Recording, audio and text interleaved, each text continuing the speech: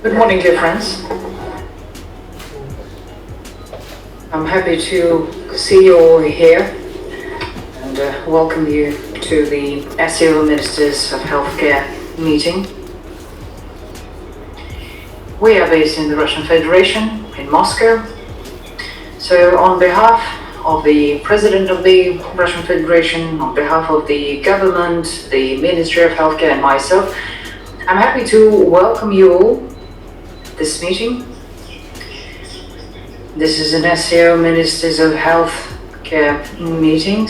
We have here representatives of observer countries and dialogue partners, as well as members of international organizations. Though, as you may know, in 2020, Russian Federation continues to chair SCO for the period of its chairmanship. Russia has scheduled a number of events devoted to a number of topics, including healthcare. And I would like to remind you that the last SCO Healthcare Ministers meeting took place during Russia's previous chairmanship in 2015. During this 5-year period, there were no SCO Healthcare Ministers meetings. And we are really proud to have the honor of hosting the next meeting 5 years later. However, life is changing and the circumstances are changing as well, and presently we are unable to meet with you face to face here in Moscow. We are conducting this meeting in the online format, in the format of a video conference, and the reason for that is the global problem related to the spread of the new coronavirus COVID-19 in our countries. The world has seen epidemics before. However, presently, in the times of global mutual ties, virus is sweepingly spreading across all continents. For the first time in history of the healthcare system, the world has faced such a large-scale and a very challenging situation. New virus infections spread when there are no pharmaceutical tools to manage the epidemic process. So this creates additional complexities. This is a challenge for the health safety of the population of our countries. So this problem requires consolidation of efforts of specialists from around the world and from the scientific and global community. This is a horrible epidemic that takes lives of not only patients but unfortunately medical specialists and personnel as well in all countries. So we are paying our respects to the memory of our deceased colleagues and we value their professional hero deed. We all know that SCO is the best platform for the joint search of most efficient solutions for global and regional problems. So we are all gathered here today in order to discuss main achievements of our countries due to the outbreak of coronavirus and discuss the roadmap for the steps. And hopefully that the issues that we're going to discuss today will become a good starting point, a good basis for the meeting of ministers in St. Petersburg.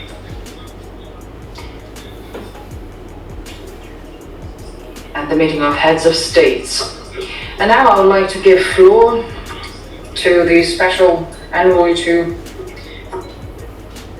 SCO, Mr. Hakimov. Thank you very much, dear colleagues, friends.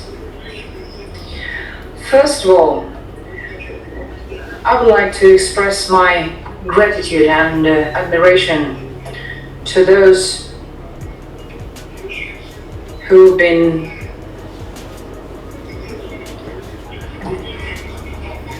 working really hard on the first line of defense in order to protect the well-being of people. I would like to thank these specialists. Thank you for your heroic deeds, for everything that you're doing for all of us. We're all here and this is the SCO Ministers of Healthcare meeting. Even though pandemic is not gone. Even though the Minister has just said that this is one of the best platforms for future cooperation, and this is the best platform for discussion of all topics. But today we're talking about healthcare, and this is becoming a priority. SCO is developing, and in 2021 SCO is going to turn 20 years old. So everyone considers SCO to be a very influential participant and a reliable partner for many international organizations and countries. So in this regard, and now that Russia is chairing SCO in 2020, President Putin has identified the following priorities for our work: consolidation of member countries, embedding SCO into the network of partners, strengthening organizations' position in terms of safety and security,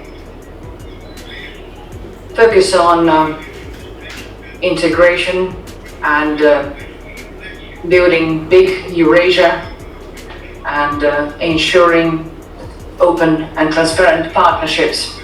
We also need to expand economic cooperation, first of all in transportation, digitalization, infrastructure, energy, and ensuring product and food security. Of course, one of the priorities for the Russian Federation is networking, ethical values, improving environment, education, healthcare, and of course this year we are paying special attention to the 75th anniversary of victory in World War II, and another anniversary, the UN anniversary. That is why we need to strengthen our position in the United Nations, because this is a very influential organization. And I must say that pandemic has become a test for all of us and for all international organizations.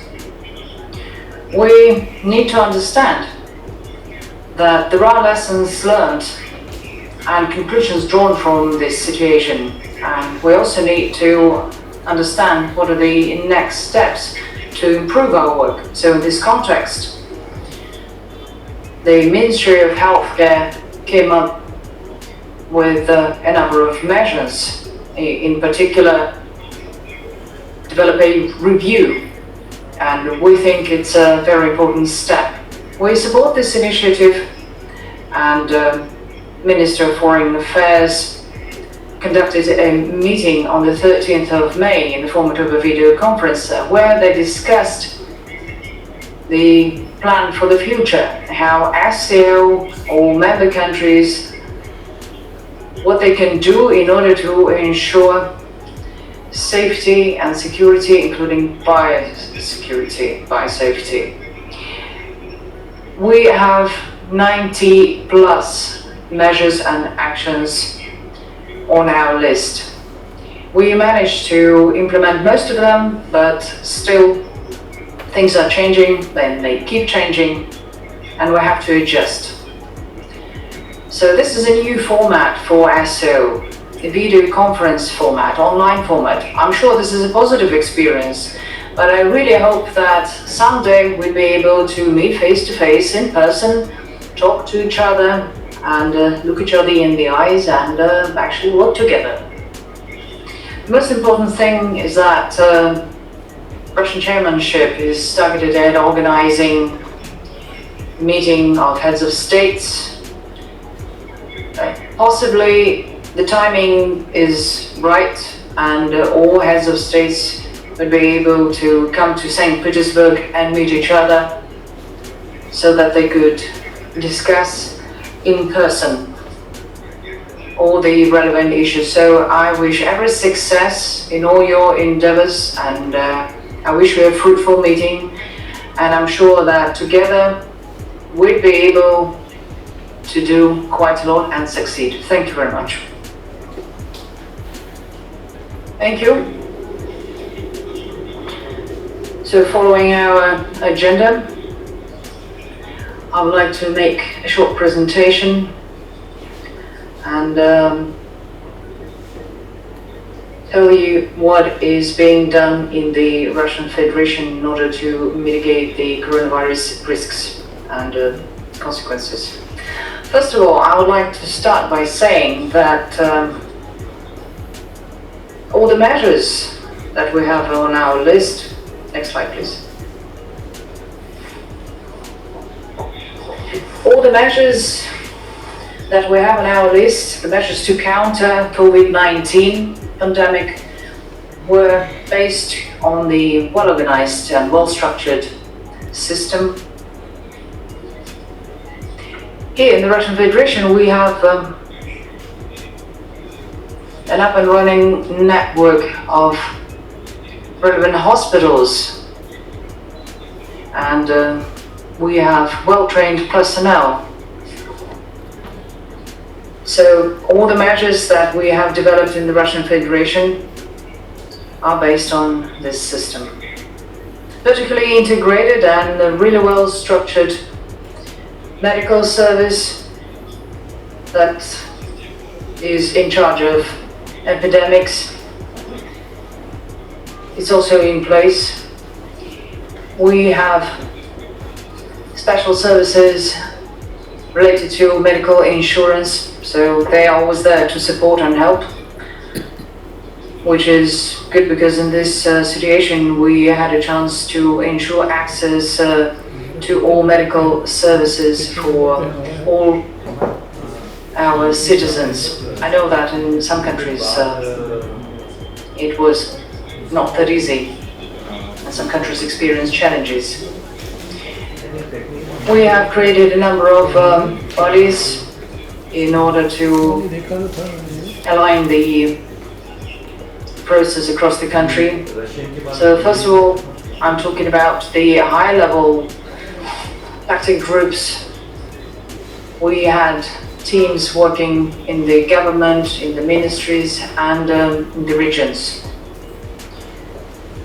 We also have institutions in charge of coordinating the fight against coronavirus.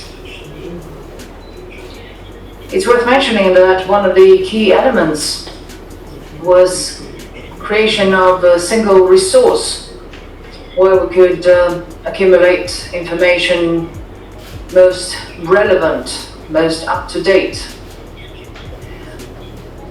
And we also have created a huge resource. It's called Stop Coronavirus. It's available all across the Russian Federation, and the population could get access and read more about coronavirus and what needs to be done in order to prevent coronavirus. The first cases were identified on the 31st of January 2020. We had to ensure proper control on the borders, and the Russian Federation had to restrict access in order to prevent wider spread of coronavirus. We have mobilized our healthcare system. We have developed common approaches towards treatment of this disease. We have adjusted regulation. As for medical supplies, we have addressed this issue as well. We managed to implement more measures, social distancing and quarantine, and thanks to that we managed to stop the spread. And as we know, on the 25th of March, quarantine was introduced and it lasted for 6 years, 6 weeks.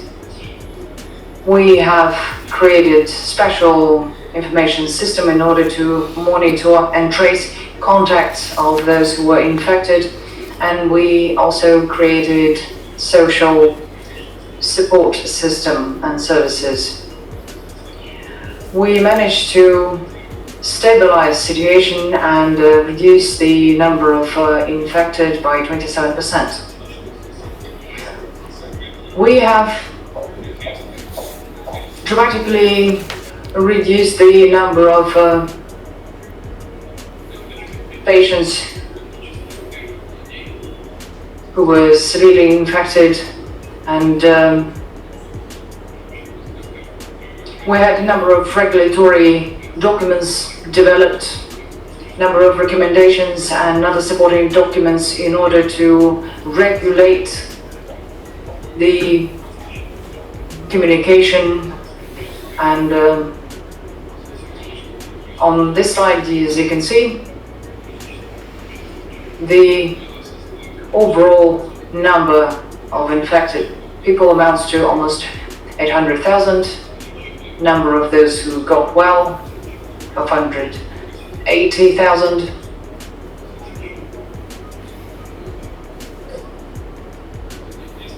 We have 85 regions in the Russian Federation. Unfortunately, they've all been hit by coronavirus, and depending on the region, depending on the situation, they have different measures still in place. It's worth mentioning that one of the objectives was the indicator of mortality. This is one of the lowest indicators, but our medics are working 24/7, trying to save more lives. I must say that in Russian Federation, during a short period of time, we managed to create special test systems. We are testing the new coronavirus and the possible vaccine against coronavirus. One of the key elements was the personnel training system. We used video workshops and online training in order to train and educate medical personnel. And 1.5 million specialists managed to take this training, and later they were able to treat coronavirus patients. A special block was devoted to safety and security of medical personnel. As they were working with those who were infected, this was contagious, so it was very dangerous for them. We have developed a number of rules and emergency response plans. We have developed methodological recommendations for doctors, and we've been updating them every 2-3 weeks. Every 2-3 weeks we've been issuing new versions. And today we are working on the 8th version of recommendations, and we are updating recommendations for those who managed to overcome the disease and are now getting well, now getting better. So ever since that, we never had issues related to placing patients in the hospital. So just like in any other country of the world, in the beginning we experienced some problems related to PPEs. So therefore we had to stop production of PPEs for the healthcare workers and for the population. The pharmaceutical industry, within a very brief period of time, managed to restructure itself and to produce a number of medicines which allow us to somehow take control of the situation. Also, I'd like to note the fact that all the drugs and medications which we used were tested were the use both in vitro and in vivo, and the testing was done in a very brief period of time. We managed to produce the generic drugs of Amir, and as far as this pandemic was connected to the autoimmune diseases, we produced several drugs in order to block the cytokine storm. So purely Russian-made drugs, which now are delivered to the healthcare centers and are being used in the ICUs. Within a very brief period of time, we managed to develop the so-called candidate vaccines, and some of them are at different stages of the clinical tests, including the last stage of the test. Therefore, we are following that way, the way of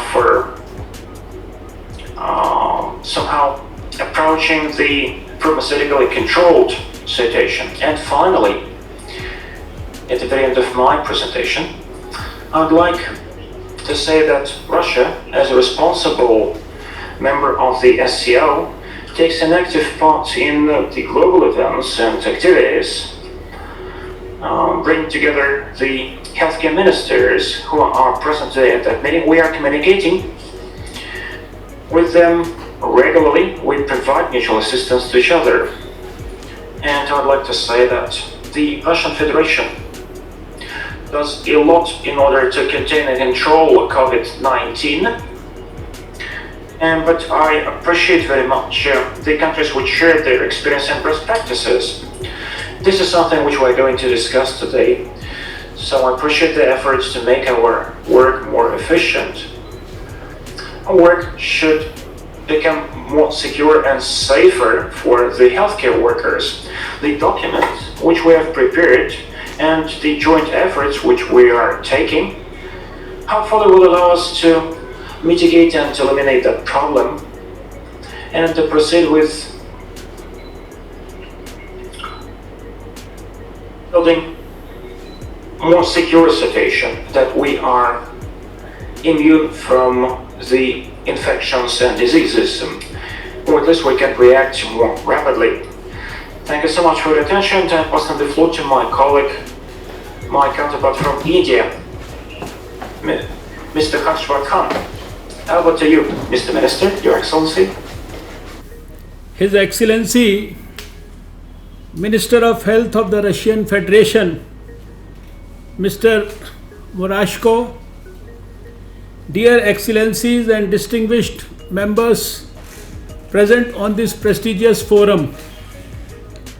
At the very outset, I wish to express my deep condolences at the loss of lives across the world due to COVID-19. I also take this opportunity to express my sincere gratitude for the efforts of those who are in the front line of this battle. The world is faced with an unprecedented disaster which has so far affected the entire planet, leading to close to 15 million cases and 0.6 million deaths globally. We in India undertook the COVID-19 challenge with the highest level of political commitment. Our Honorable Prime Minister Mr. Narendra Modi personally monitored the situation and ensured a preemptive, proactive and graded response, leaving no stones unturned to contain the deadly virus from spreading. India has so far reported 1.25 million cases and more than 30,000 deaths due to COVID. India has one of the lowest cases and deaths per million population, which is 864 cases per million and less than 21 deaths per million of our population. Our recovery rate stands at 63.45%, whereas our mortality is amongst the lowest in the world at 2.3%. India started its preparedness measures much before the outbreak was even declared a public health emergency of international concern by the World Health Organization. A series of actions were initiated in a graded way that included issuing of travel advisories, point of entry surveillance, community-based surveillance, enhancement of laboratory and hospital surge capacities, wide dissemination of technical guidelines on managing different aspects of disease outbreak, and communicating risk to the public. In an attempt to decelerate the transmission of the disease, India took some very bold steps, like implementing a nationwide lockdown in the very initial stages. 3 consecutive lockdowns provided India with much required time and opportunity to build up on technical know-how, laboratory capacities, hospital infrastructure, and also to build up its pharmaceutical and non-pharmaceutical interventions. The disease surveillance program in the country has enrolled 3.2 million persons for the community-based follow-up. The laboratory network has been scaled up to nearly 1300 laboratories capable of testing RT-PCR. We have performed more than 15 million RT-PCR tests so far and are now performing more than 0.35 million tests per day, with a projected quantum of performing 1 million tests per day. The TrueNet and CBNet machines have been repurposed for testing COVID-19. Additionally, point of care antigen based testing has been introduced in a major way in containment zones. Today we have over 15,000 COVID treatment facilities with a total isolation bed capacity of 1.4 million. Local technology has been harnessed to set up temporary hospitals for housing up to 10,000 patients in a single establishment. In terms of logistics, India did not have a single manufacturer of personal protective equipment, and now the country has developed indigenous capacity in the past few months to the extent that the country can export quality PPEs. Similar scaling up was also done for achieving other indigenous capacity and reducing the demand and supply gap for ventilators and medical oxygen. We have made use of information technology in virtually every aspect of COVID management.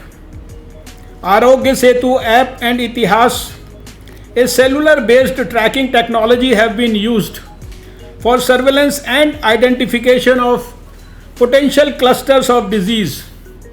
RT-PCR app for testing, facility app for managing information on admitted patients and hospital bed capacities, all integrated with a single COVID portal.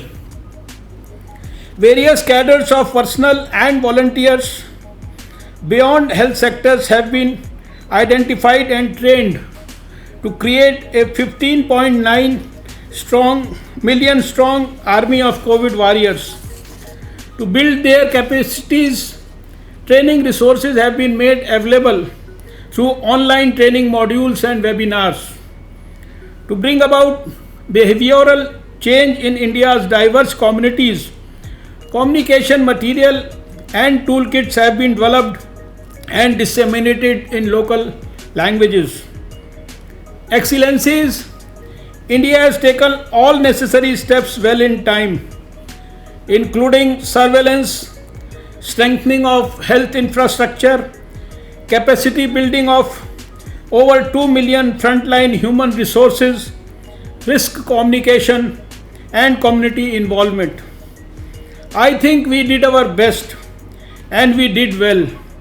We are learning and we are confident of doing better in the months to come.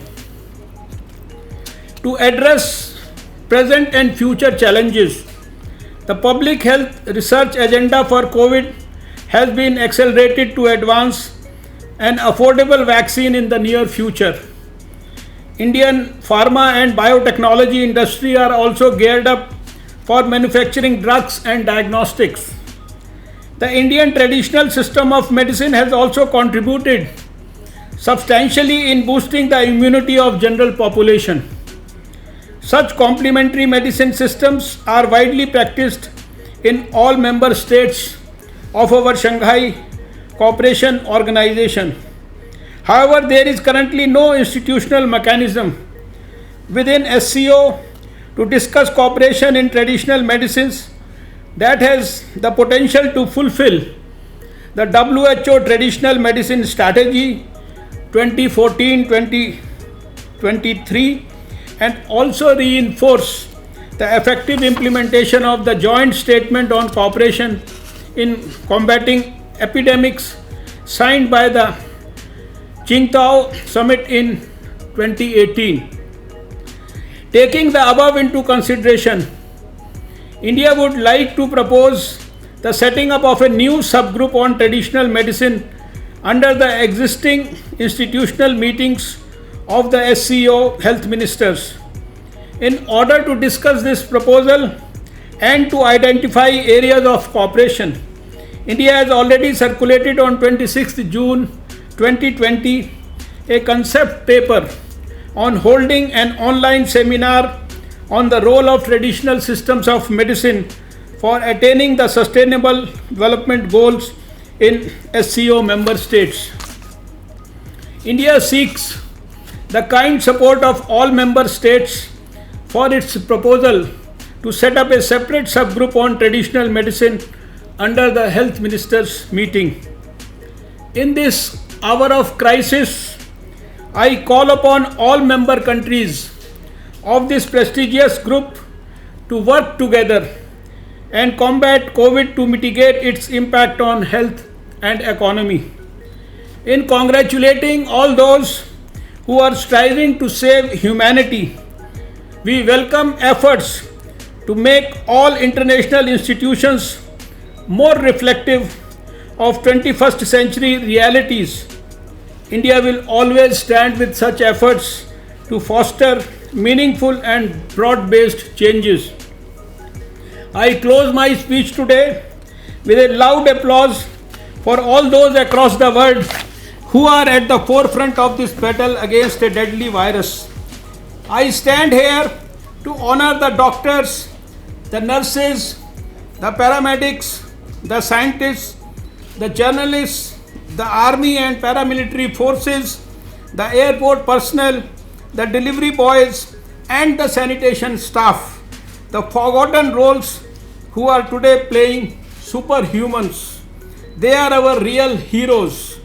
Thank you, our corona warriors. You are no less than God for humanity.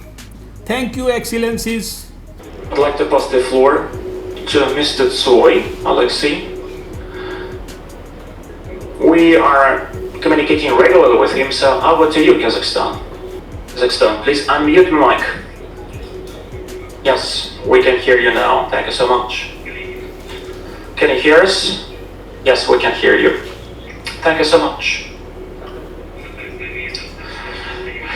SCO is one of the most influential organizations in the world and contributes to increasing and improving the livelihoods and living standards of the SCO member states. It contributes to the social and cultural development in the region.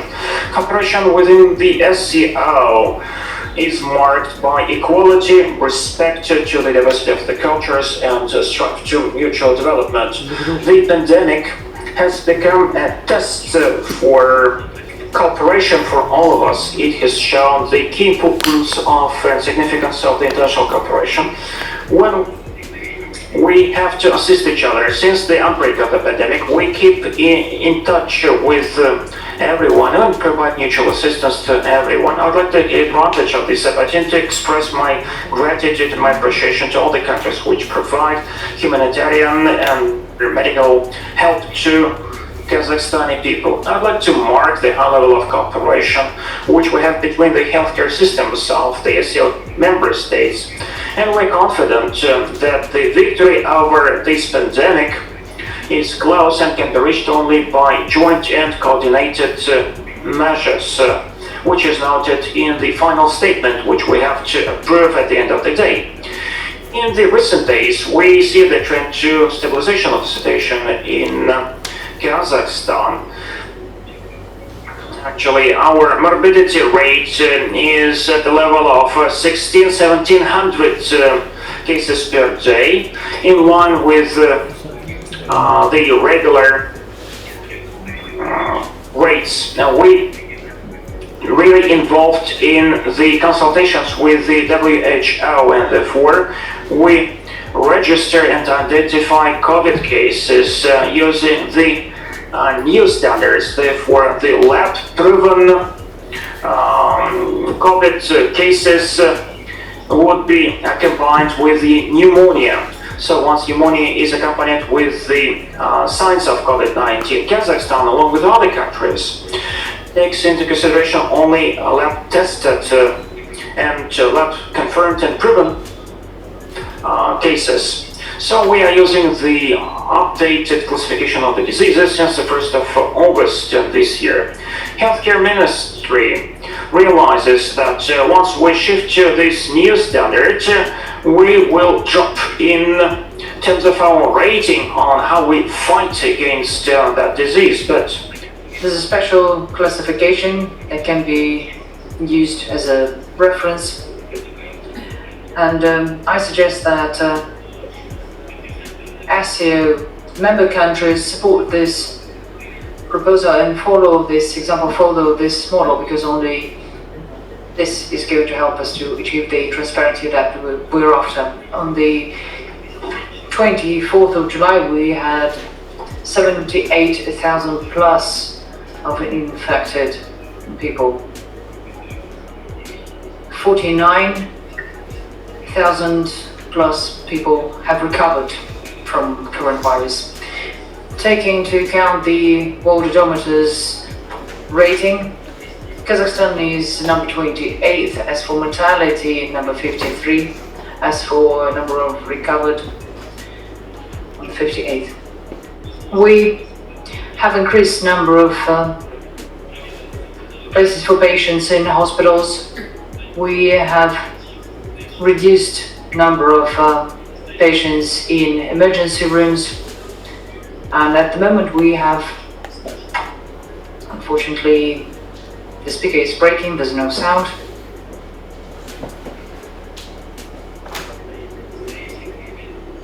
Presently, as for our hospitals and clinics, we have 3,000 plus medical teams. They are providing medical aid at homes. They are treating patients, and they also conduct tests. They monitor their condition and provide any other assistance when needed, and they also supply free of charge treatment and medicine. Of course, this is a global challenge and a big threat to the SCO development, so I suggest we strengthen our cooperation in the following areas. We need to ensure health, safety and security. We need to focus on the quality of medical supplies. We need to join forces and identify further steps. Using digitalization can help us in these difficult times to fight coronavirus. Development of medical tourism is also one of the key areas that we need to focus on. I hope that our joint work will help us overcome this pandemic and address all the issues that we have on our list.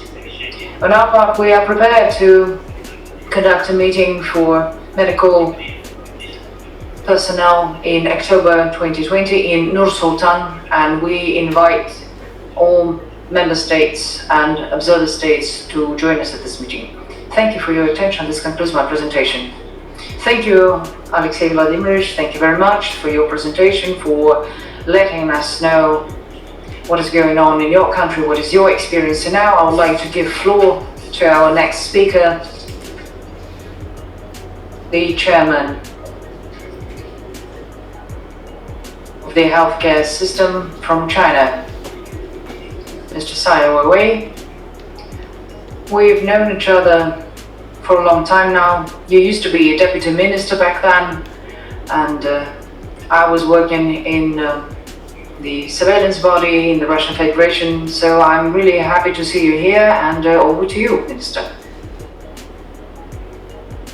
Mr. Murashko, ladies and gentlemen, good morning. I'm really happy to see you all here.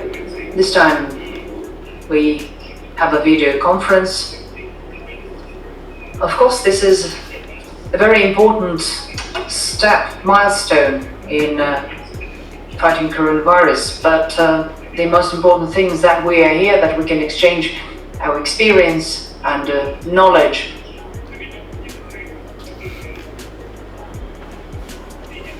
We will talk about international cooperation and what is being done in order to prevent the spread of coronavirus. And on behalf of our ministry, I would like to express our gratitude to the chairman of this meeting. Thank you very much for organizing such a high-level meeting. And I would also like to welcome all the participants from SCO member countries. Of course, pandemic is a huge challenge for all of our countries. Actually, it's a big problem, and I'd like to pay my respects to those doctors and medical specialists whose lives were taken by this horrible virus. As for China, we lost a lot of lives as well. At the same time, thanks to that, we managed to achieve quite a lot. We've been quite successful in countering coronavirus. From the very beginning, when the virus started to spread, we managed to contain the virus and limit and restrict the spread of virus across China. I must say that it goes without saying that a human life is the most precious thing. And our president, Xi Jinping, mentioned not once that we need new approach towards coronavirus. We need to develop prevention measures, anti-pandemic measures in China, in all regions. And that could have helped us to adopt a more holistic approach towards this problem and finally succeed. We have implemented a number of measures related to coronavirus. We had to amend our legislation and implement some restriction act measures. All of this helped us to prevent further spread of coronavirus in some of the provinces.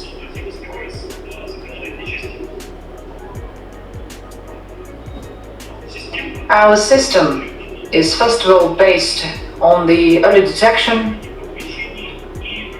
early awareness and early treatment. And it helps us reduce the level of mortality and increase the number of those who recovered from virus. As soon as we identify the infected person, within 2 hours we conduct all the tests, and within the next 24 hours we do everything possible in order to prevent further spread and help the person infected with the virus. So we can actually guarantee that within a very short period of time we can prevent virus from further spread. And in particular, if you take the situation in Wuhan province, in some regions we've implemented some restrictive measures which actually help us prevent the spread.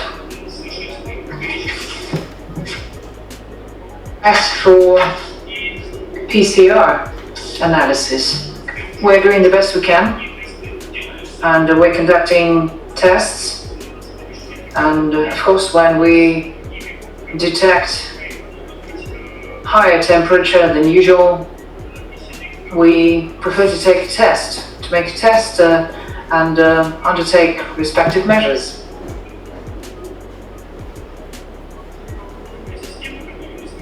The system that we currently have in place, on the one hand, it helps optimize and bring together all the doctors and medical personnel. On the other hand, all patients are in one place and we can help them promptly. As I said, it takes 24 hours to implement all the necessary measures and prepare the report, and then we resort to science and technology.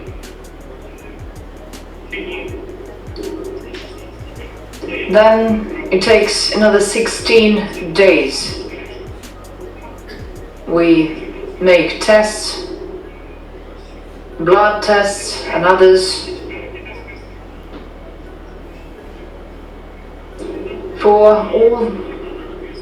During this whole period, we've been taking the situation very seriously, and we'd be happy to share all the materials and information that we have.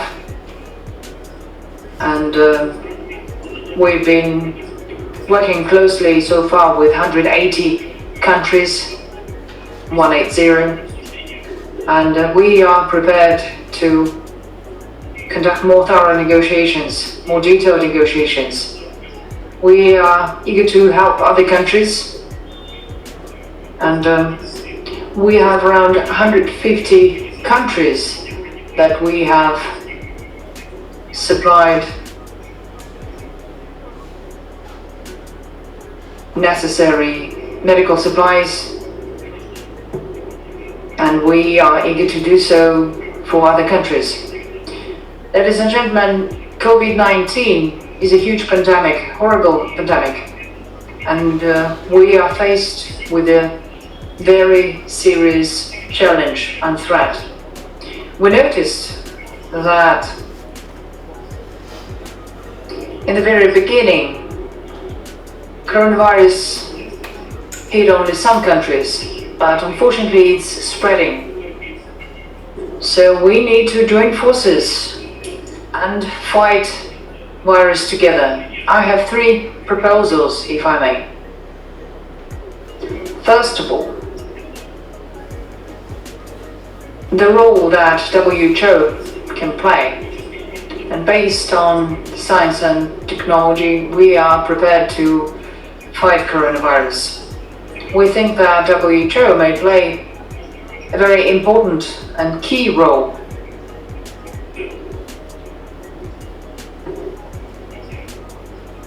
We are developing our relationship with our partners.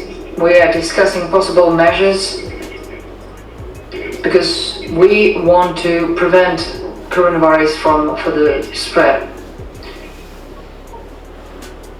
Next, as soon as we create a network, we need to do something similar within SCO, between SCO member countries, because such mechanism would help us to be even more efficient against virus.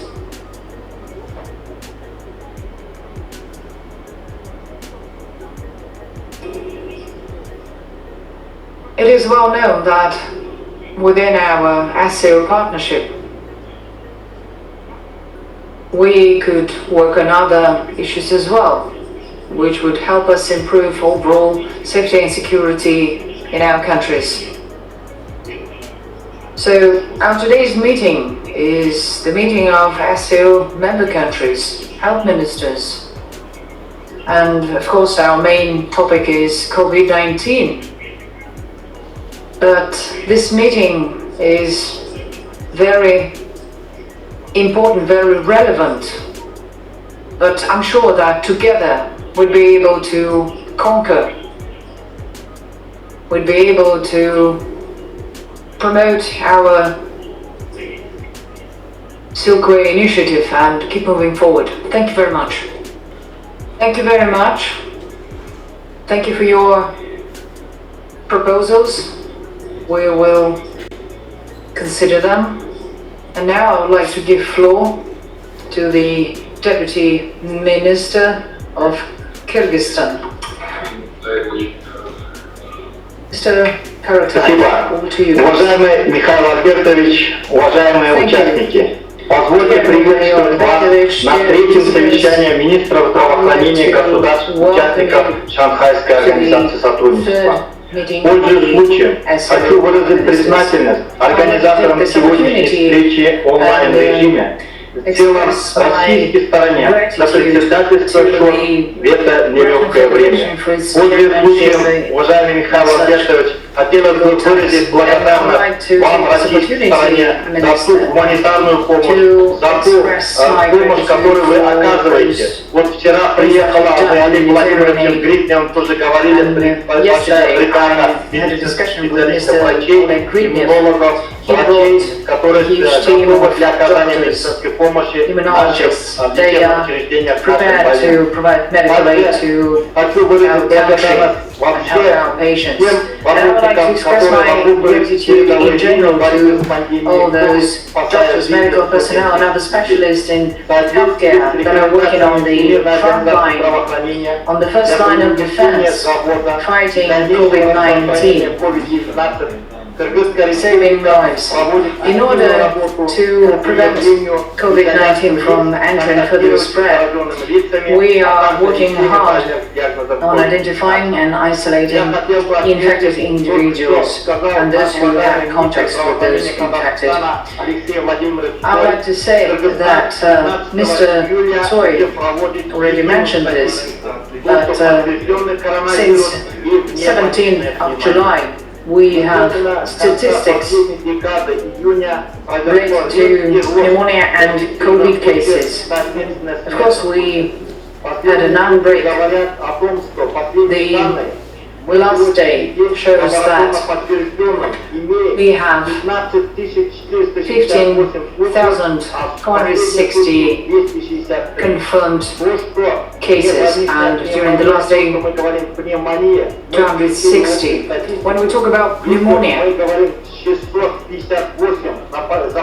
We mean that pneumonia cases is included in the overall list of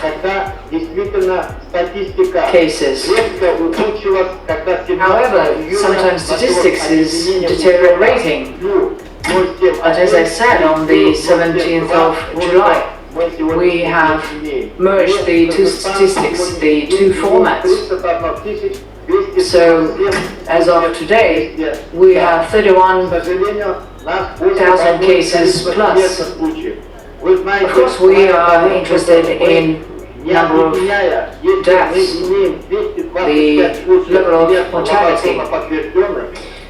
If, for example, we're talking about 990, that's pneumonia, 25 is COVID-19. In the last 3 days, we see some stabilization of the situation, and we have about 40 death cases a day. There used to be times when we had more than 170 death cases a day. So we have necessarily, so we're increasing the number of beds in the inpatient facilities. In the Choice region, for instance, according to the recent statistics, we see that we identify a rapid growth in the number of cases. We have deployed more than 3,500 beds in the city of Bishkek to accommodate the COVID-19 patients. What you said, Mr. Murashko, you have the 8th version of the medical recommendations, and that's good.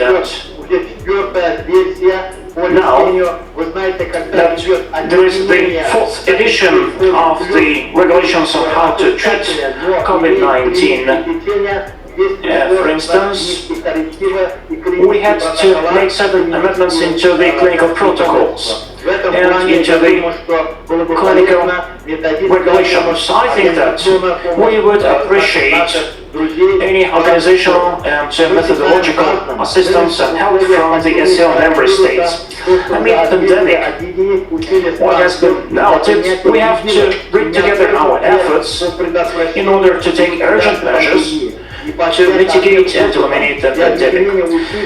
It would be expedient to share best practices, including the increase in the technological, methodological, and medical potential in the fight against that disease.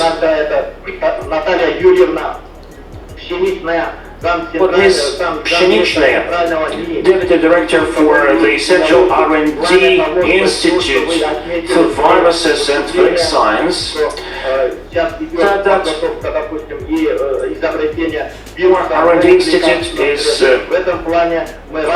doing its best in order to develop new drugs and make new medications, but we'd like to get from you the vaccines and drugs as a grant, because at the moment our R&D institutes have no capacity to develop the state-of-the-art medications. We hope that this event and the efforts applied by all the SCO member states will help us to contain COVID-19. Kyrgyzstan is ready for exchange of data, exchange of statistical information, and we will appreciate any methodological and technical assistance from the SCO member states. Thank you so much for your attention. Thank you. Thank you for your intervention. And certainly we will continue our cooperation and interaction. What you said in terms of assistance, in terms of drugs and medications, we'll get in touch with you. But saying that, I'd like to pass the floor to Director General for Healthcare of the Ministry of National Services of Healthcare and Regulation and Coordination of Islamic Republic of Pakistan, Mr. Malik Muhammad Safi. Over to you, Pakistan. Thank you, Mr. Chairperson. Honorable Ministers, ladies and gentlemen, at the outset, let me express Pakistan's profound appreciation of the stewardship role of Health Minister Russia for convening this virtual meeting and bringing health ministers and stakeholders together for sharing of knowledge and experience in responding to the COVID pandemic, which is no doubt the defining crisis of our time. As we all know, that the challenges for health in developing nations are greater due to their economic situation and existing inadequate health infrastructure. We are cognizant of the fact that ending the epidemic will require sustained and collective efforts of all individuals, communities, governments to continue with suppression and mitigation strategies to avoid the consequences of this deadly virus. The countries must now ensure that they can detect, test, isolate and care for every case and trace every contact alarm. The global progression of the pandemic has clearly demonstrated that no single country could protect itself and overcome the challenges on its own. Since the declaration of global pandemic, the disease has had a devastating impact across the globe on morbidity, mortality, burden on health systems, and on national and global economies. It is Pakistan's hope that the collective wisdom of SCO countries through this august platform can be used for exchanging best practices, coordinating responses, and catalyzing the efforts for improved emergency preparedness and longer-term economic recovery. Mr. Chairman, the current COVID pandemic has posed unprecedented challenges to all countries, including Pakistan. Since the first case was reported on 26th of February 2020 in Pakistan, today we have 270,000 cases confirmed, which are being reported, with almost 5,709 deaths, with a CFR of 2.1%, which is significantly lower than the initial international projections, especially considering that Pakistan is the fifth most populous country in the world. Pakistan has focused its response through its national strategy to combat COVID-19, prevent, control and respond to mitigate the health impacts of the pandemic. It included early establishment of multi-sectoral coordination mechanism with the whole government approach at the highest of level, which was chaired by Prime Minister of Pakistan. This enabled close working relationship between federal and provincial governments. Through this plan, the overarching strategy of test, trace, and quarantine is being pursued and operationalized. I would like to thank and acknowledge the role of frontline workers and security agencies along with the partners for their supporting the fight against COVID emergency. Being sensitive to the frontline healthcare workers' health due to their increased incidence of being affected, the government has launched the WeCare program for psychosocial and psychological support to reduce the stress and anxiety which they are facing. We are also training them for national use of personal protective equipment. Similarly, critical and ICU case management training program is in the process, while public awareness messages for social distancing, hand washing, and use of face masks are being aired. And also we have a helpline which has been established for the general public. In order to support the vulnerable segments of the society, Government of Pakistan has initiated new social protection program. and a self and a relief package for health and social protection and food security to mitigate economic hardships.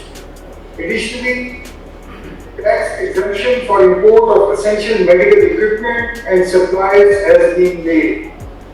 Moreover, timely suppressive strategies comprising of an effective mix of measures such as smart lockdowns, suspension of international and domestic travel, ban on large public gatherings, closure of schools and markets are being implemented.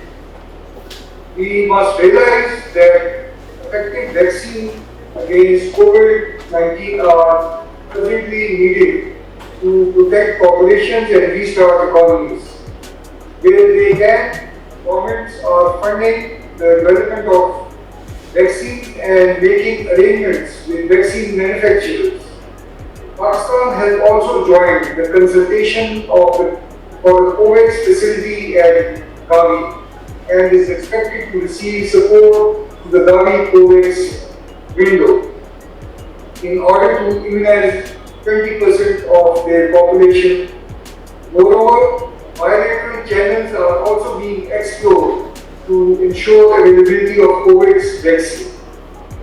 Pakistan would like to recommend some key priorities for cooperation between SCO members, which includes investment for strengthening core capacities under international health regulations, improved pandemic response financing mechanism, enhancement in cooperation amongst the member states for epidemiological surveillance and cross-border strategies, to rethink beyond COVID-19 and focus on strengthening primary healthcare services and therefore ensuring continuity of essential health services and future public health events.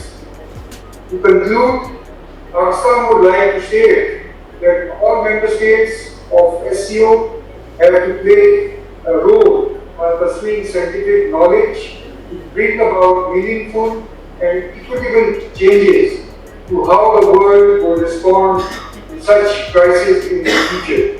I thank you all.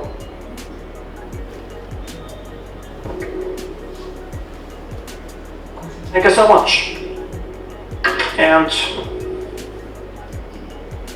what you said about cooperation through Gavi and through WHO, this is what we support. We support these vectors of our cooperation. To say that, I'm passing the floor to the First Deputy Minister of Healthcare and Social Protection of Tajikistan, Mr. Muhsin Soda. Over to you. Can you hear me well? Can you hear me well? Yes, we can hear you very well. Thank you so much. Mr. Muhsin.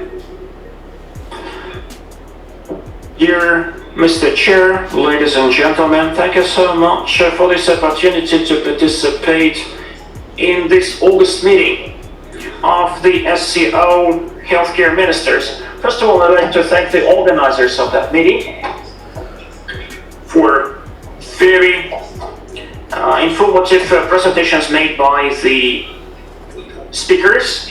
This is really a very good foundation for responding to COVID-19 in every country. I'd like to note the fact that Tajikistani government and our president, Mr. Emomali Rahmon, took personally a responsibility for containing of this COVID-19 disease. Unfortunately, as the experience of other countries showed,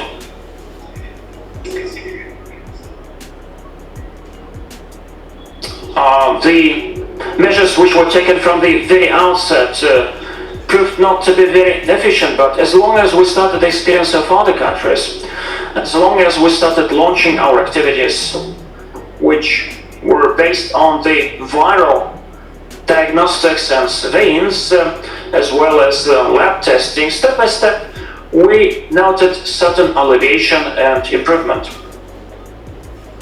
I'd like to note the experience of our country in terms of how we hospitalize the patients. Because the first days of the pandemic, spreading of this virus, showed that all the beds in the hospitals were occupied by wrong patients, so to say, and therefore we had to update the algorithm and the protocol, and we introduced stricter rules for admitting patients to hospitals.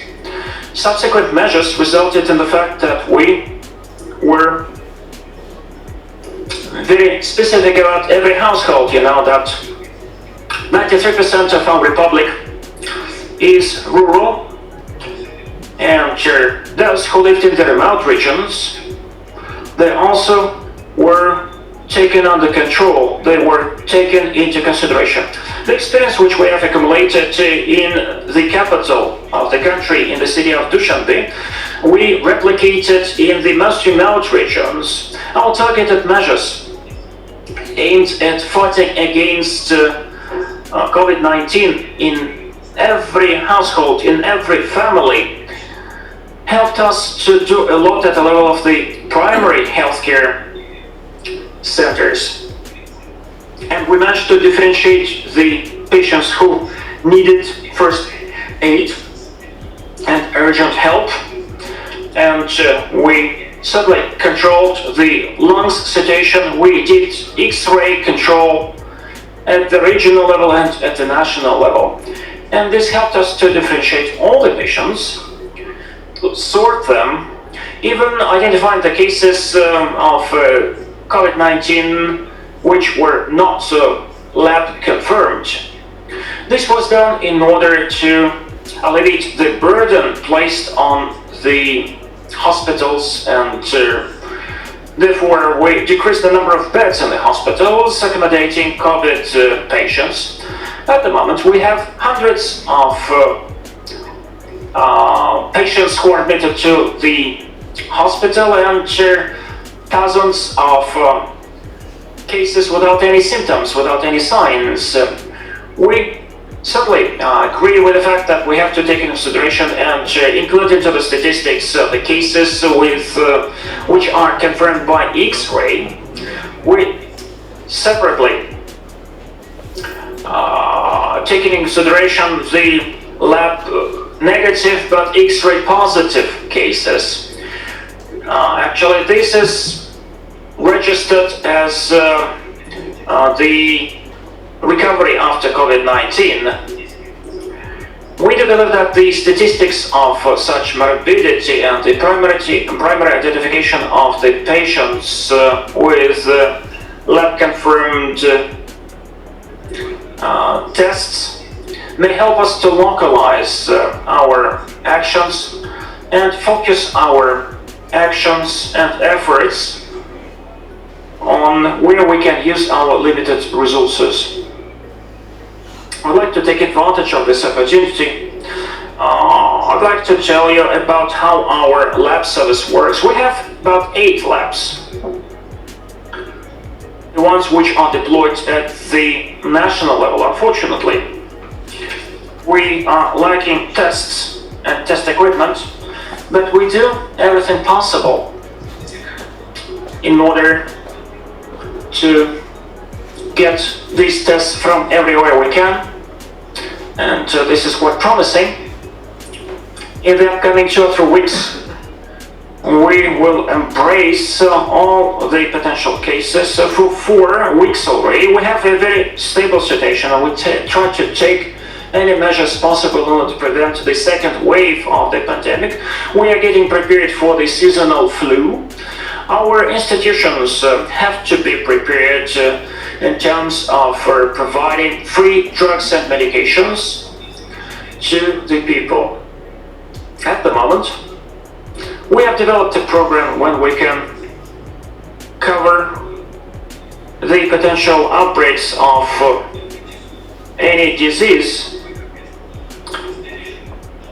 We have about 12,000 beds vacant, and therefore we may accommodate any potential patients. Thank you so much for your attention. Thank you very much.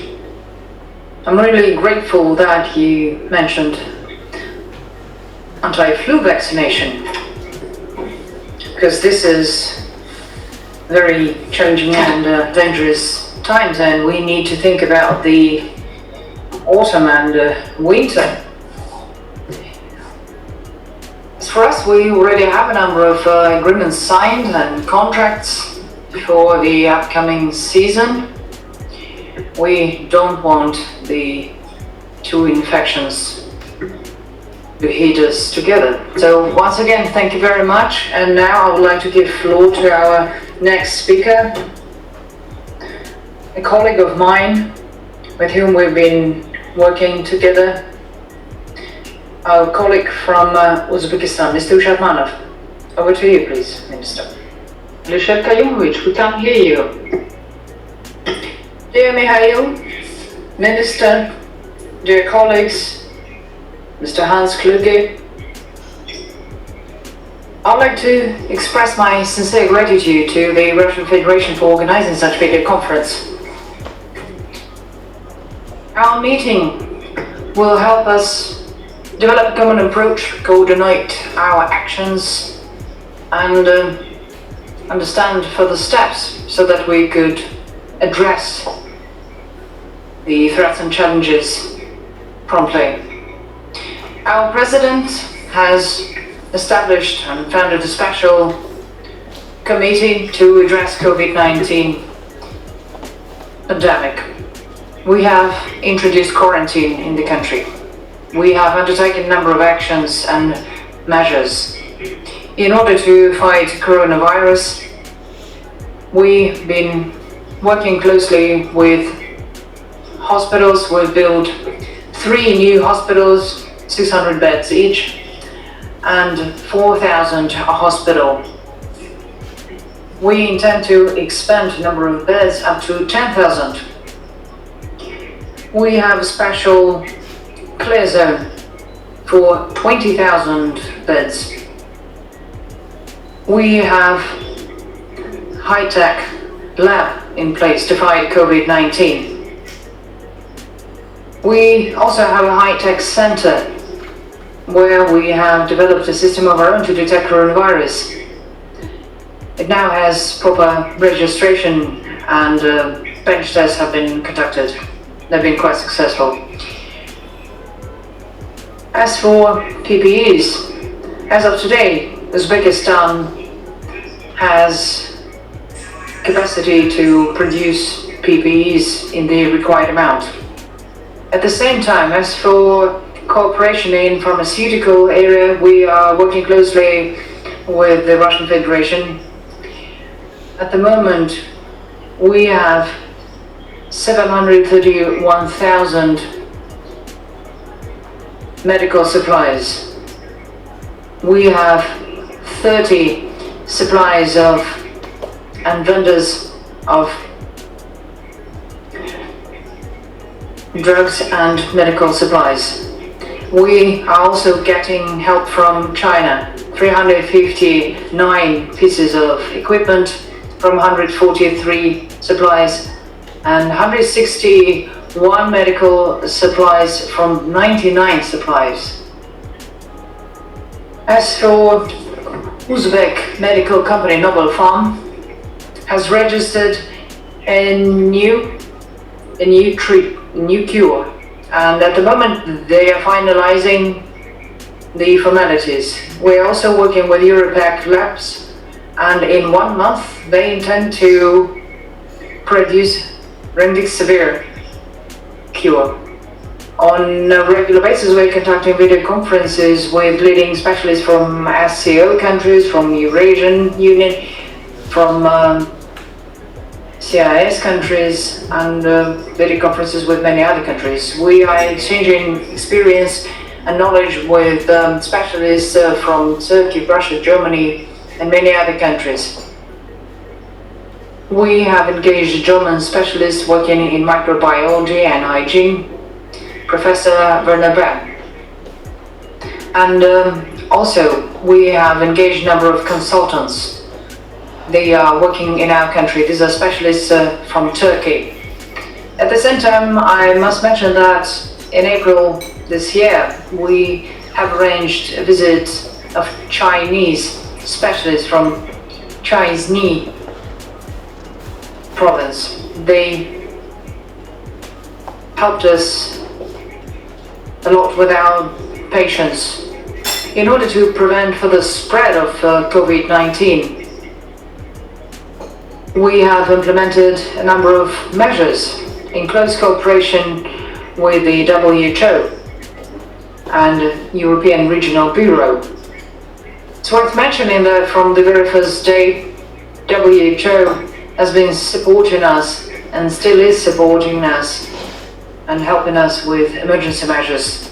And as for light forms of infection, we have allowed for such patients to stay at home under the doctor's surveillance. Such patients with light form are supplied with free medical supplies. As of today, we have created another 50,000 medical supplies in store. This is our reserve. Around 23,000 of PCR tests are conducted daily. All in all, we had 1,800,000 tests conducted.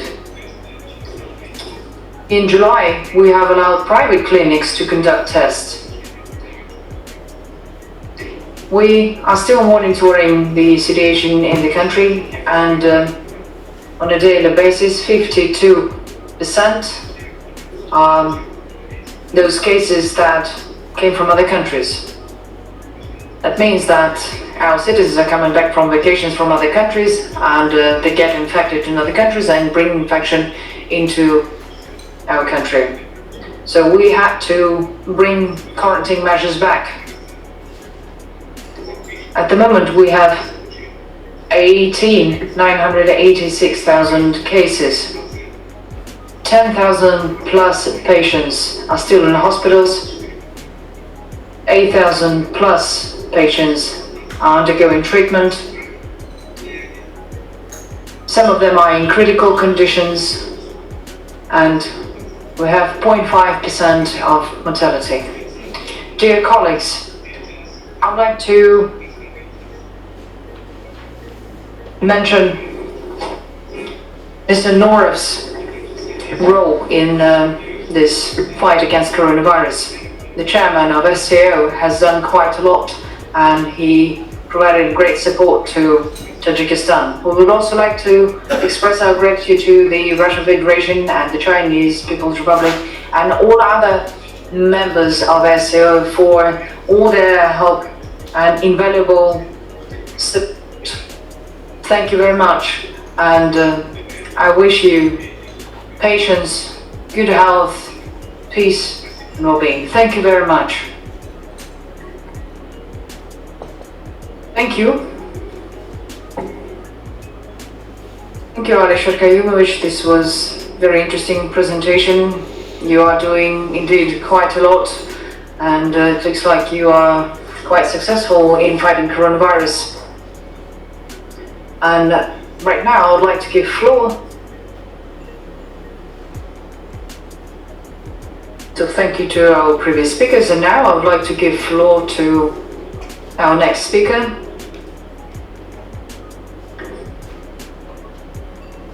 Secretary General of SCO, Mr. Norev. Chairman, heads of delegations, ladies and gentlemen. I'm happy to see you all here. Welcome to this meeting. And I would like to express my gratitude to the Ministry of Healthcare of the Russian Federation for organizing this meeting. No doubt, in the situation that we're currently in, we're fighting COVID-19 pandemic. We've joined forces, we're working together, we're supporting each other. As experts say, the situation is still unstable. There's still a threat of the second wave. So the threat is still there. No doubt, all those factors require prompt response to new threats on part of SCO. We need to improve the regulatory base and mechanisms in healthcare. Ministers of Foreign Affairs of SCO member states mentioned and discussed this as well. This was a video conference in May 2020. COVID-19 pandemic requires multilateral, inclusive measures with the support of the UN. In this context, I would like to mention the signing of the Memorandum of Understanding between SCO and WHO. We admit that OSCE, League of Arab States, UN and diplomatic corps in Beijing have done quite a lot to ensure safety and security, talking about fight against plague. So we created a coordination body in order to be able to fight COVID-19 spread in the region. We have a draft document developed by Uzbek and Tajik parties, and this has been voiced and discussed during the MFA ministers meeting. This is a good mechanism for further steps, for early detection, prompt response and mitigation of negative effect of pandemic. Very soon, a summit of heads of states of SCO member countries will take place in St. Petersburg, where heads of states are going to discuss such measures that help prevent further spread of COVID-19. So, in conclusion, I would like to say that taking into account the severity of the ongoing coronavirus pandemic, it is critical to coordinate our actions and support each other in order to succeed and stop spread of coronavirus. This is a practical mechanism, and this meeting of health ministers is very important. Its role is becoming bigger, and I'm sure that the proposals and initiatives discussed today will help improve efficiency and improve multilateral cooperation in healthcare. Thank you very much, and I wish you every success. Thank you very much. We would like to thank Vladimir Norov. We think that signing a memorandum of understanding is very important, and as you said, coordination and support in such difficult times is critical for us. So the next speaker I'd like to give floor to is the director of the regional WHO branch, Hans Kluge. Looks like he is in a very nice place. All green, fresh air, so over to you. Глубоко уважаемый Михаил Альбертович, министр Mikhail Albertovich, Minister of the Russian Federation. Dear participants, first of all, I would like to thank Михаила Альбертовича и Шевченкова организации за вашу миссию в качестве устроителей этого своевременного мероприятия. organizing this timely event. Я также выражаю благодарность I would also like to государствам express my gratitude to SCO member states for their joint fight against COVID-19 pandemic and for your demonstration of solidarity towards each other and towards other countries of the world.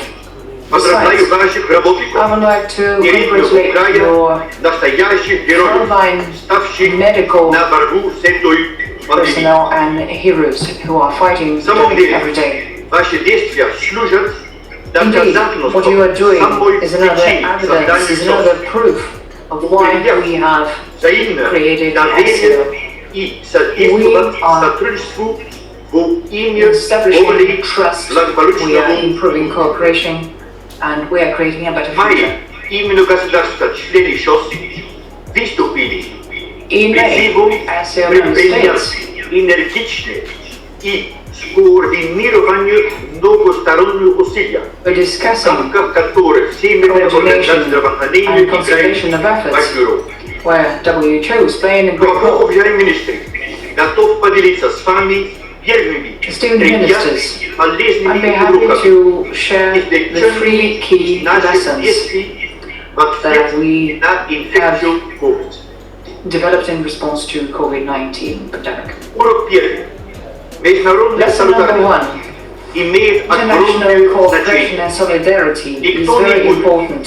чувствовать себя в No one безопасности is going до to feel тех пор, safe or be пока safe безопасности не будет каждый. until Если everyone ШОС and мы продолжим упорно трудиться с целью so we'll keep добиться working hard in order справедливого to доступа к achieve лекарственным средствам и fair вакцинам. access to vaccines and medical Не supplies. оставить без We don't want to внимания. leave anyone behind. Мир с нетерпением ждет The результатов клинических испытаний Is waiting for и лекарств the в final ваших странах tests для in your достижения countries. равноправного доступа и победы над We вирусом. Are waiting for this in order to be able to make vaccine available to everyone. I'm very proud of you. Мы Lesson не number 2. должны выбирать между здоровьем We и don't need to choose экономикой. between health and Без economic. здоровья не будет и экономики. No health, no В economy. настоящее время мы проводим Presently, целенаправленную политику, we are вырабатывая on the targeted policies. рекомендации по We are остановке trying передачи среди develop населения, recommendations for по поддержанию all the countries национальной in order to экономики prevent further и spread of систем coronavirus. образования. And we are also working on Российская recommendations Федерация to является замечательным примером prevent того, когда infection. руководство страны Russian Federation is a really good example when the government of the country has responded immediately to the pandemic населения. and has supported its population. Урок третий. Даже Lesson в number самой 3. мощной системе здравоохранения Even the most оказались powerful healthcare system подготовленными. Нам can нужна be прочная система здравоохранения, for such основанная pandemic. на прочном We need юридическом a звене better healthcare с system налаженными функциями Based охраны on общественного здоровья. safety, security and the Глубоко crisis. уважаемые министры, мои видения перспективной скорости Esteemed ministers, экономики благополучия. Когда I think that there are several important factors. уважаем well-being and каждую economy. систему социального At the moment, защиты we и have содействия threat that we're faced with. устойчивости. That is why we need to think about environmental sustainability. And the Расположенных в Москве WHO has инфекционным branches заболеваниям в Алматы, in many countries, including in Moscow медико-санитарной помощи, and Стамбуле in по Almaty, in обеспечению Istanbul. готовности к чрезвычайным And, ситуациям these branches are prepared to respond to emergency situation and provide required medical support. And this is a great help for SCO member countries to succeed in their fight. Большое At the end of the спасибо day, thank you за so вашу much решительную поддержку for нашей your работы. decisive support of Мы WHO готовы mandate. укрепить We наши are ready управления, to strengthen our еще governance лучше in order обслуживать вас. to even better service you. Вместе мы становимся сильнее. All together, we become Желаю stronger. всем крепкого I wish здоровья. every success to each of you. Thank you so much. Thank you so much, Mr. Hans Kluge. We appreciate very much your role and your efforts along the lines of responding to COVID-19, I would like to note at the same time that during the pandemic, you support and facilitate the fight against NCDs, and we know that in order to improve the health of our people, of our citizens, we cannot focus all the efforts only on fighting against one disease, because the healthcare organizations have to take care of all the patients, including the ones which cannot be regarded, considered secondary. And now I'm passing the floor to the head of the Observer Nation, Minister of Healthcare of Iran, Mr. Osmani. Over to you. Iran, over to you. Honorable Chair and distinguished Minister of Health, distinguished delegates, ladies and gentlemen, I would like to extend my utmost appreciation to the Russian Federation for organizing of this important program, through which we share our lessons learned and recommendations to fight against COVID-19. The international community, including Afghanistan, is facing the greatest public health threat.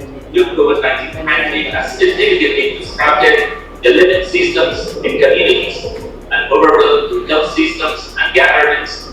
It also has a serious effect on social, economic, and health system of Afghanistan.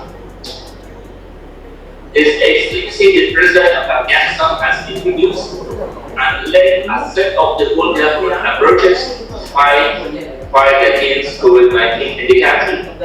His Excellency, the President of Afghanistan, delegated unprecedented administrative and financial progress to the Ministry of the Public Health and Professional Governance to fight effectively and efficiently against COVID-19. There has been multi-sectoral coordination and collaboration both at central and provincial levels that proved to be very effective. In addition, the civil society organizations, including mass media, played a critical role in community awareness and risk mitigation throughout the country. So far, we have tested around 83,000 individuals, and out of which around 55,000 confirmed cases all over the country. However, due to the limitation of our testing capacity, we believe that the total number of positive cases are higher than numbers confirmed by lab. We have 11 laboratories that have completed the standards to perform COVID-19 tests. In total, the lab have a capacity of 2,500 to 3,000 tests in a day. The Ministry of the Public Health of Afghanistan is still working to expand the COVID-19 diagnostic services to other provinces and increase the number of labs in all over the country. According to our cabinet strategy for management of COVID-19 patients is centered on severity of the disease. We recently decided to provide home-based treatment to patients with mild and moderate cases. Severe cases will be admitted to the hospitals for the required management. We've also shifted our strategy from allocation of particular hospitals for management of COVID-19 patients to management of COVID-19 cases in all health facilities. Our health facilities all over the country will be ready to manage the COVID-19 cases, and our health personnel are equipped with protective kits while providing health services to COVID-19 patients. The current epidemiological trend shows a decline in COVID-19 cases in Afghanistan. The positivity rate is declining, the number of daily cases is on fall, and our recovery rates are higher compared to positive cases in COVID-19. Knowing about the prevalence of COVID-19 patients and the real number of people infected with coronavirus in Afghanistan remain important for Ministry of Public Health for future planning and taking preventive measures in the community. Therefore, with the support of international development partners, we plan to conduct a survey in Afghanistan to assess the COVID-19 situation in the country.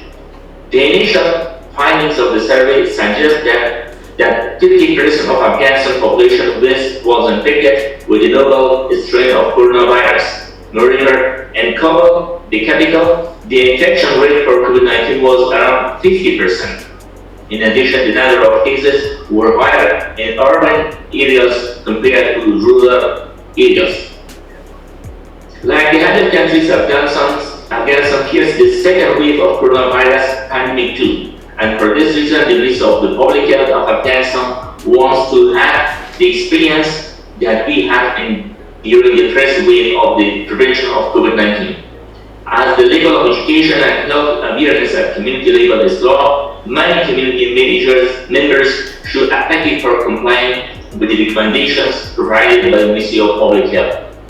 Public ignore some of the common preventive measures like wearing masks, practicing hand hygiene, and maintaining social distance.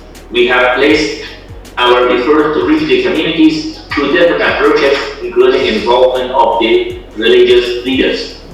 In addition, through a sound and reliable mechanism, I permitted the private sector to assist the engaged in diagnosis and management of COVID-19 patients. We have prepared a unified treatment protocols for COVID-19 patients, and it will be followed in all health facilities in Afghanistan.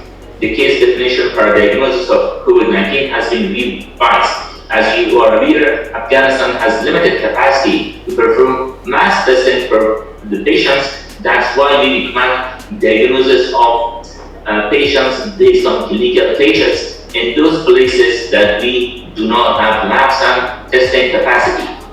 The COVID-19 was a good lesson for us to let us know about the existence weakness in the health system of the country. Most of our hospitals face oxygen shortages, and sometimes they are not able to provide oxygen for critically ill patients. We are lacking oxygen production plants. The Ministry of Public Health of Afghanistan is now preparing all facilities to respond to COVID-19 patients. We have extended our needs list to our partners in the health sector for providing assistance in equipping our hospitals with oxygen production plants. Fighting corruption in the health sector remains of significant importance to the Ministry of the Public Health. In order to combat COVID-19 pandemic in Afghanistan and address all other health problems in the country, we need to combat corruption in all levels of the Ministry of the Public Health. I announced zero tolerance policy for combating the corruption. I want to assure the international partners that all donation assistance to the human beings will reach to those who deserve and require it. We believe that the fight against COVID-19 requires a coordinated response backed by global and regional solidarity. Extensive investment in research and development is critical to produce an effective vaccine treatment for COVID-19. I express my sincere gratitude to all partners who are standing by us in this difficult time. Their continued technical guidance, provision of life-saving supplies and personal protective equipment, capacity building, surveillance, and support in establishing the expanding diagnostic capacity for COVID-19 response. At the end, I'd like to reiterate that to overcome COVID-19 pandemic and elevate the health, economic, and social impact of COVID-19 pandemic in the country, we need to establish a strong regional coordination and cooperation.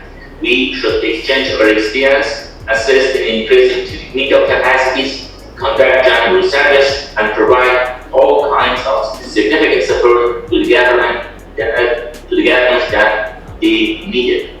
Thank you very much. Thank you so much for your contribution.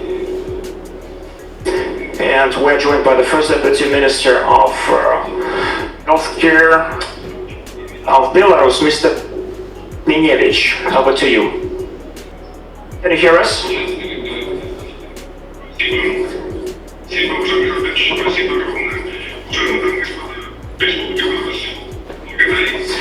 Belarus, thanks for the kind invitation to participate in that. And we thank the Russian Federation for arranging of this very important meeting.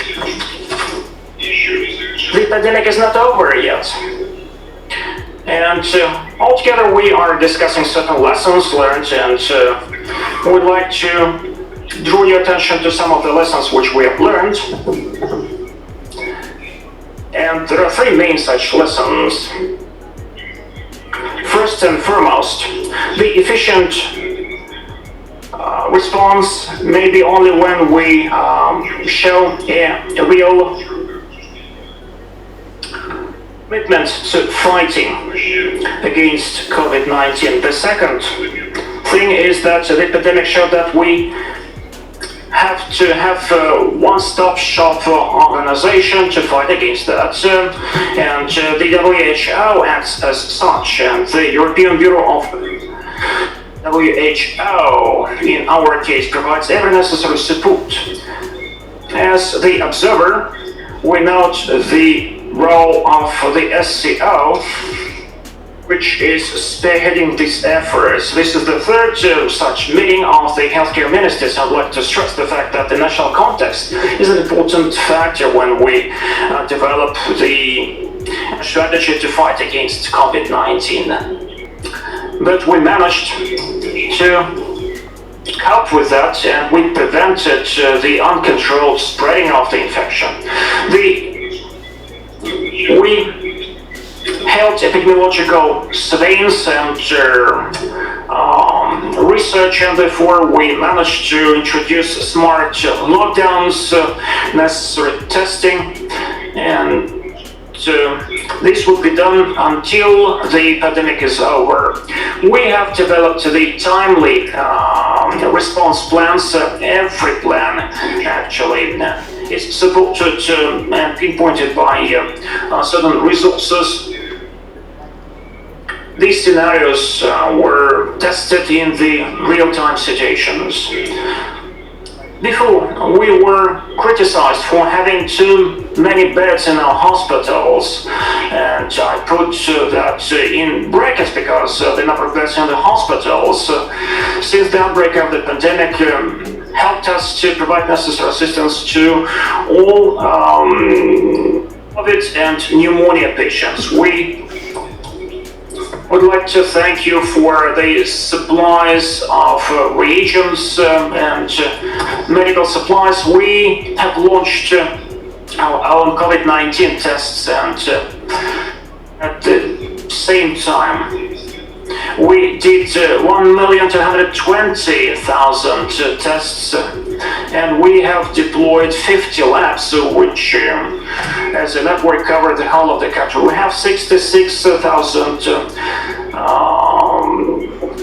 COVID positive patients, and by 23rd of July, by yesterday, 59,000 of patients recovered. Sadly, the situation needs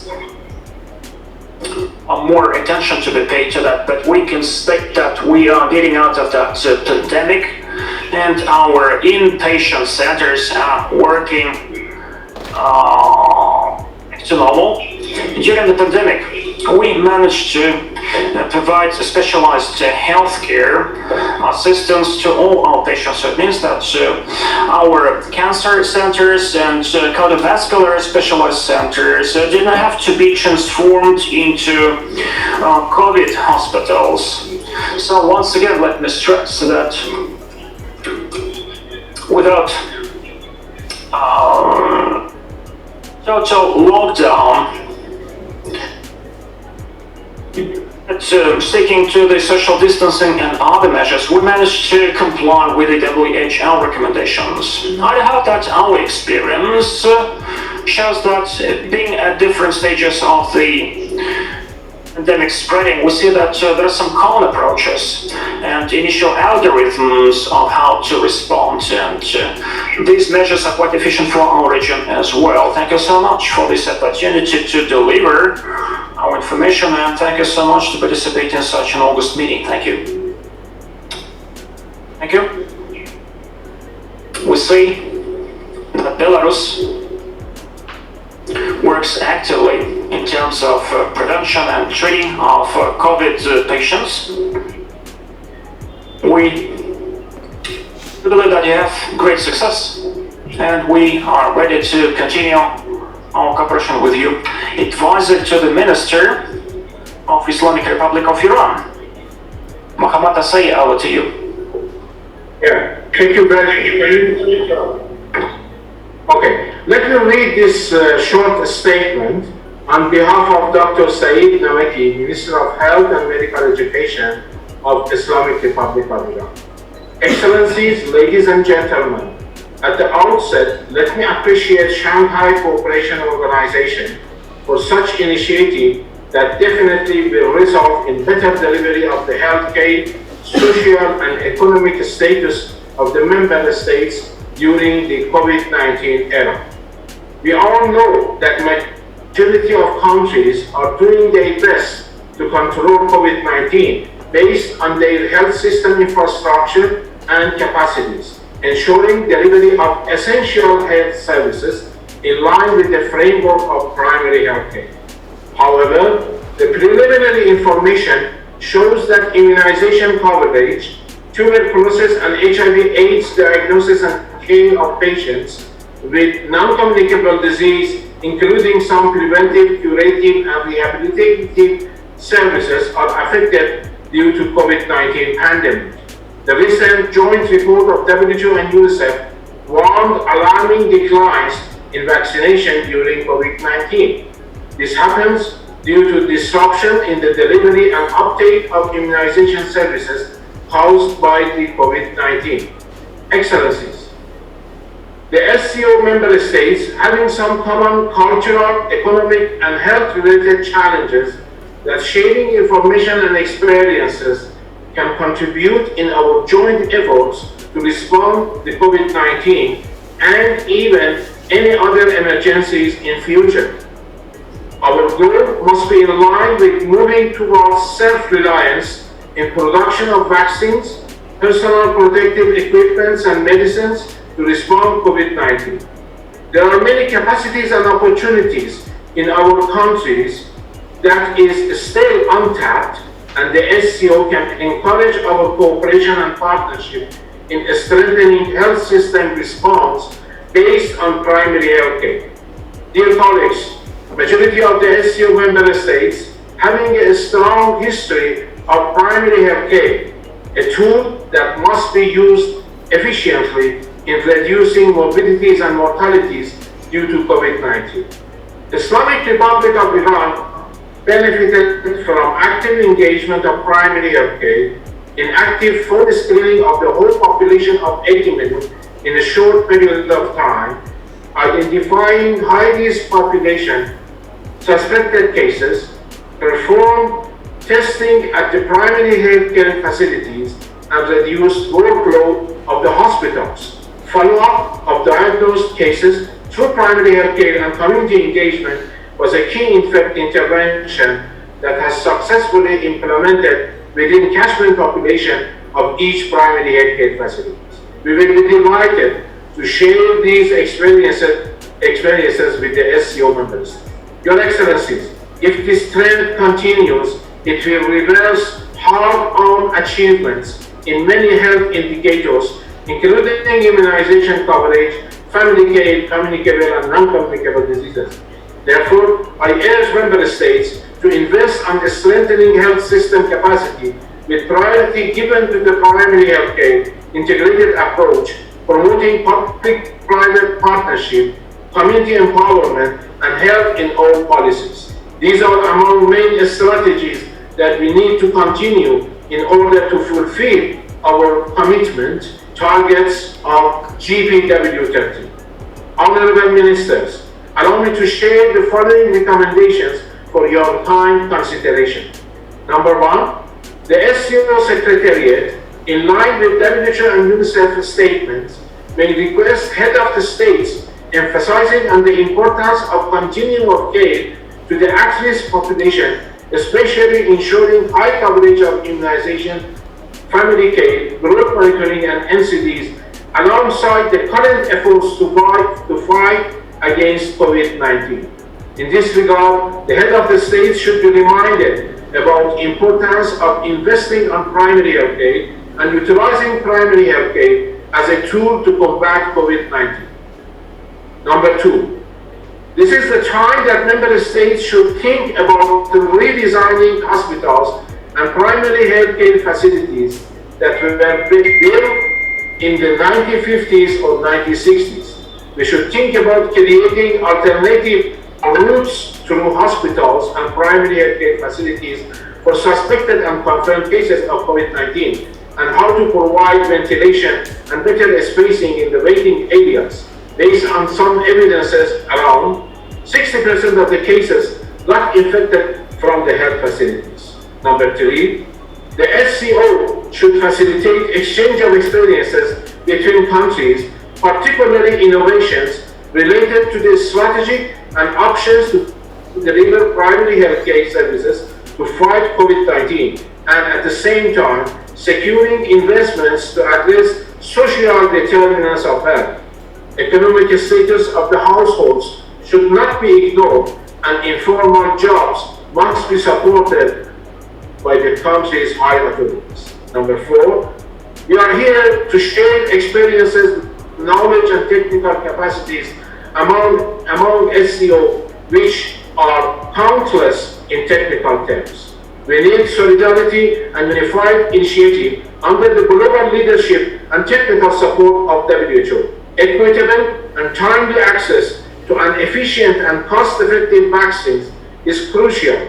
Therefore, I would like to call upon SCO Excellency Health Ministers to support COVAX and other SCO vaccine initiatives to ensure a rapid end to COVID pandemic. Ladies and gentlemen, once again I appreciate the initiative of the SCO Secretariat, Government of Russia, active participation of the members and observing countries, and especially WHO efforts to demonstrate solidarity in fighting against public health threats. I thank you. I think that right now,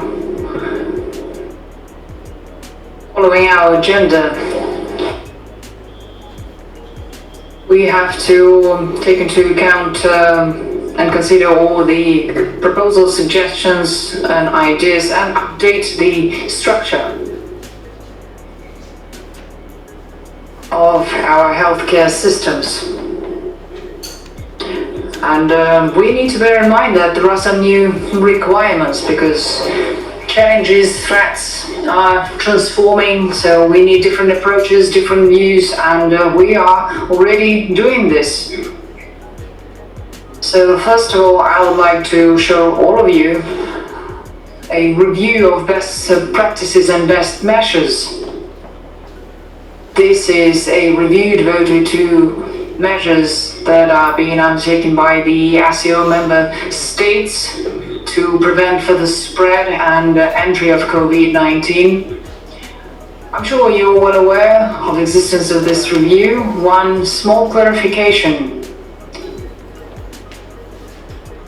On the front page, we need to write 2020 and specify the month, because our practices, our measures are changing rapidly, and I think that by the end of this year we will have an even bigger review, an even bigger and longer list of measures. So we will probably be able to update this version. So we are the health ministers, need to make some sort of final statement.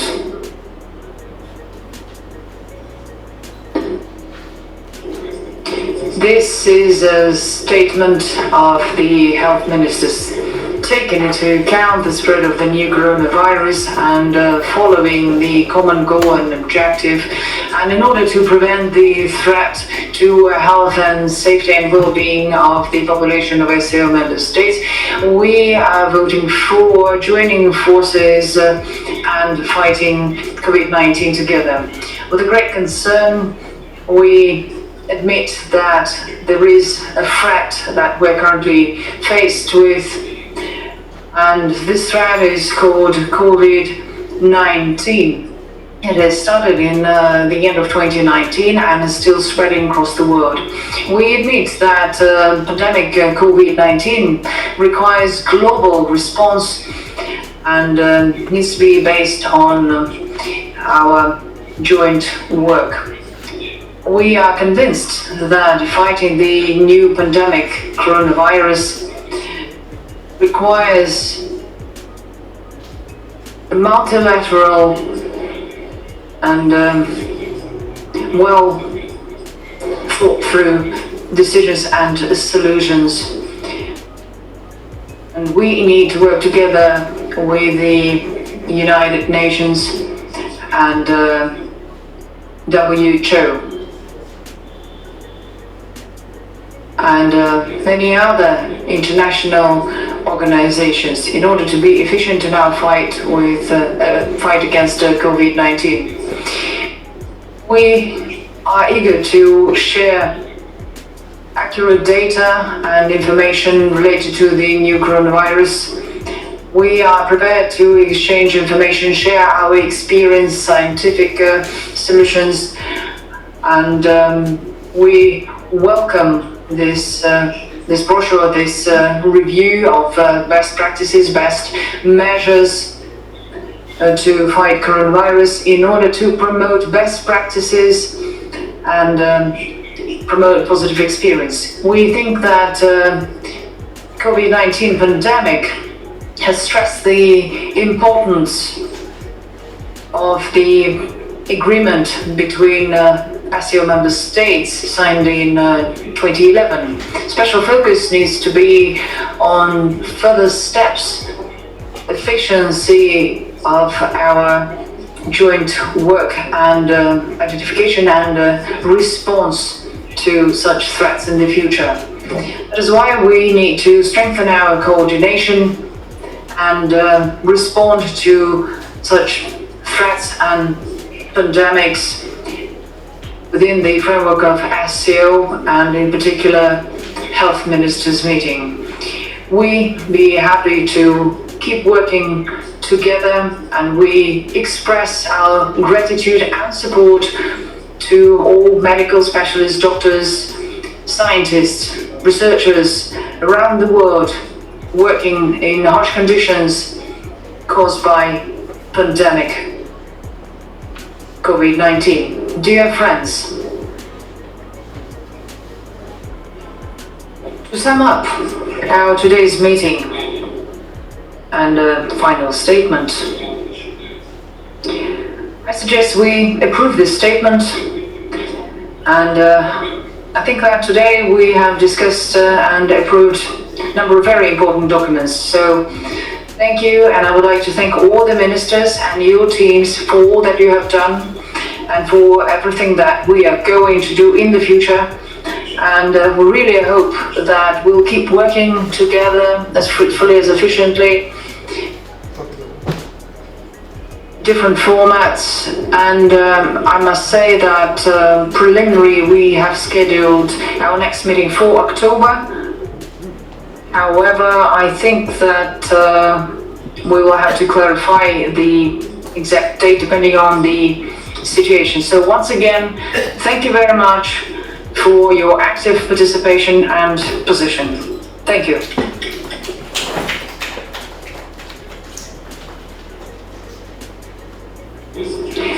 And now,